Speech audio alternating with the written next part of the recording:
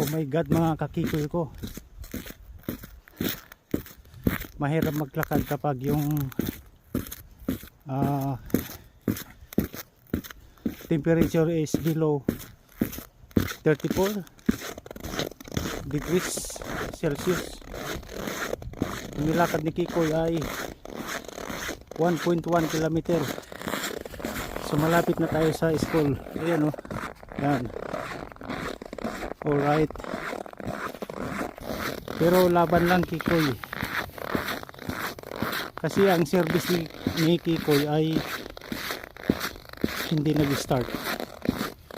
Ang ignition ay nag-loose. Kasi sa sobrang lamig, very sticky. So ayan, update ko lang kayo. Pero okay lang si Kikoy. Kahit malamig, grabe. Full battle gear si Kikoy. Yan. Tapos meron pang ano,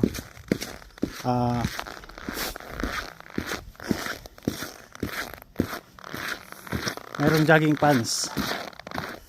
Alright. Tingnan nyo yung usok ng ano, chimney. Ayan o. Ibig sabihin super lamig pati doon o. Yun. Alright.